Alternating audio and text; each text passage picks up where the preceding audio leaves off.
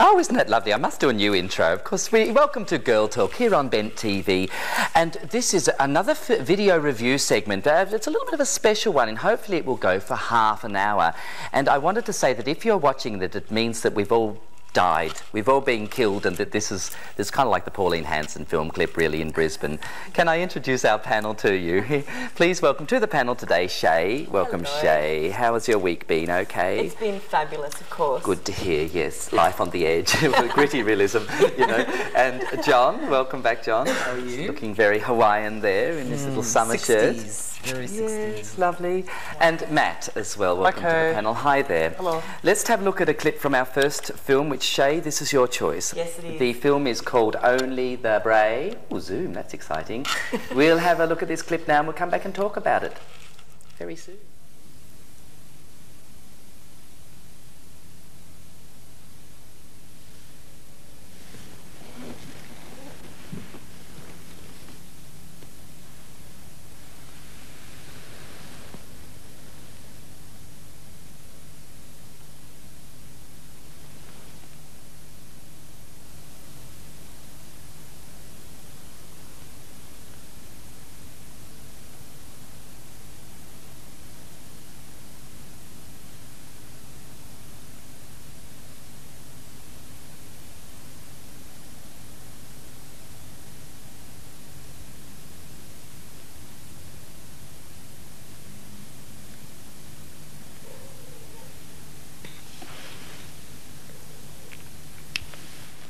Wow, what a fabulous little clip you've selected there. Yeah. From Only the Brave.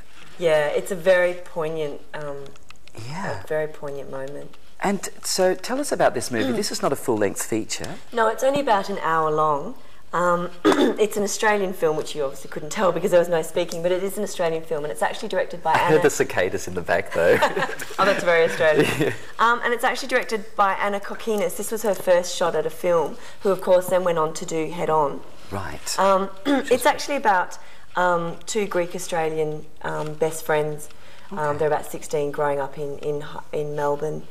And just their life there for a very short moment. They both come from pretty screwed up families. The shot we saw was actually her and her teacher. Right.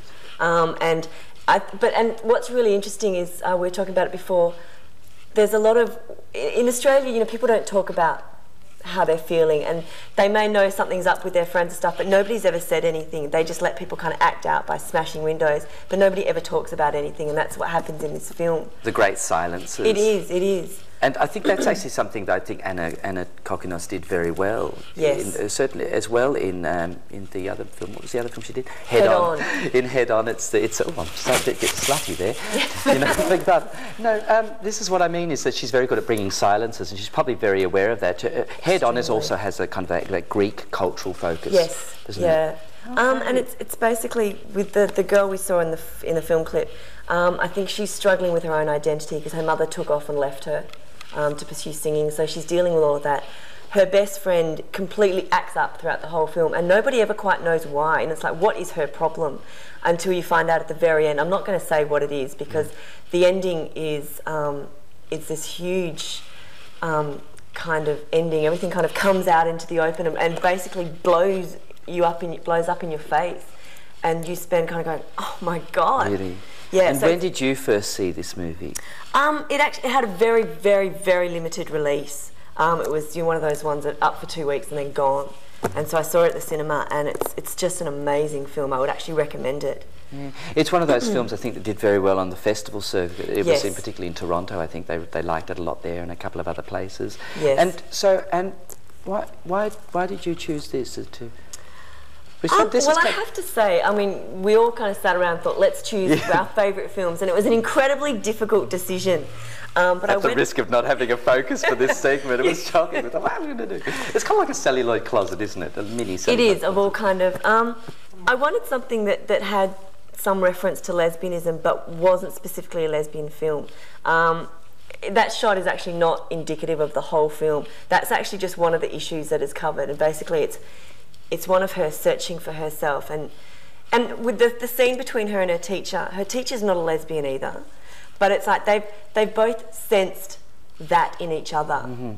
And in the end, the teacher actually doesn't take it any further and actually kind of freaks out. Yeah. So kind of like exploring that dynamic without being overt about it. Yes. Which I think was probably the initial momentum behind this Girl Talk, and that was to find films that weren't overtly homosexual, but had kind of like that dynamic in them. And the relationship between her and her best friend, I think some part of her is in love with her best friend, but like nothing ever even comes about at all between that. That's actually, and it's not even spoken, it's not even played up as a part, that's actually just their friendship, their relationship. And it's a teacher-student. Yes, but it's a lot of her, which is not in that clip, but a lot of it is also the dynamic between her and her best friend. Right. Which is, Only the brave. Just let me show everybody out there again. Only the brave. So yeah, if you want something that's quite dark, well, not dark, but something that's fairly intense. And I really liked the fact that it's an Australian film as well. Okay, fabulous. Thank you very much. Let's go on to the next film. John, you've chosen a very interesting movie to bring along here this evening, and you've chosen The Red Shoes. Well, let's have a look. You've got a little cover there. Do you want to? This is something you've created. Very exciting. May not be able to get a look at it. Oh, I'll do. Here we go. Oh, it's beautiful art. Okay, and this is a clip from The Red Shoes coming at you right now, and we'll have a chat about this when we come back. Lovely graphic you've got there with the ballerina. Thank you, Tony.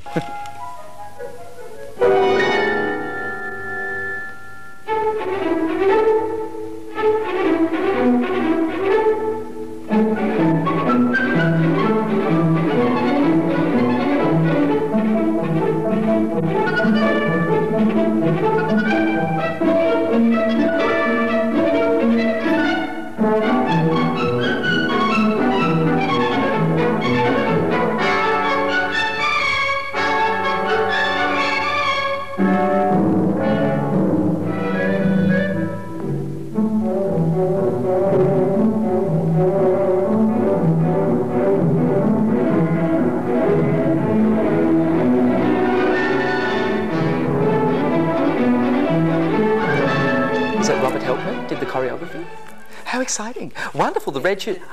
He did the choreography. Yes. That other guy introduced the part of the shoeman. It wasn't actually in the original ballet. Okay, The Red Shoes, and what a great choice, John. Your favourite movie, and tell me, who directed this film? I think it was partly directed by Robert Helpman himself, because he had most of the involvement in the making of this film. But it was also done by this rather well-known English guy who did a film called Black Narcissus, which is also has Deborah Kerr in it, about the love between a nun and a native guy that she's actually in a situation with. Yeah, well, the Black Narcissus had a big season recently at the Astor. It's one of those films that they've brought back in the cult circuit, I guess. Right. And so, when did you first see this movie, The Red Shoes? On one of those Sunday afternoons where they used to, on the ABC, one of those classic old sort of ones where they showed all these black and white in it. And I was looking at it and I thought, 48, it's probably some black and white trash. But then again, once I watched it, I loved it. When I saw the ballet, it picked up, because it was the scene I've shown was ballet, doesn't mean the whole thing is. I really tried to look hard for, like, there were some components where you did see a certain campness in the character of Robert Helpman, and I better like go over the scenario first. It's one of those. Yes. Tell us, what's this story about? Okay. Well, okay. It's camp though, isn't it? I love it. Go, I'm on the edge of my seat. You know.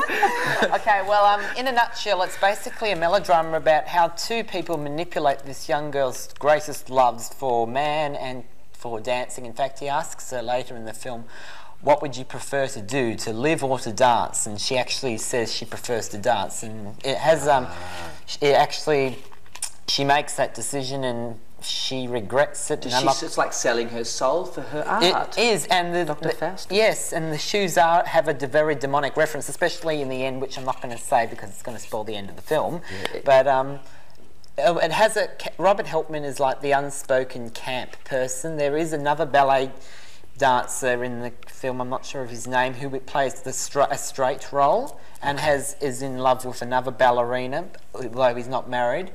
But he's the unmarried sort of subly camp sort of person. You know, this is the kind of movie I think they're going to remake in the next century. They'll do it as a lesbian thriller.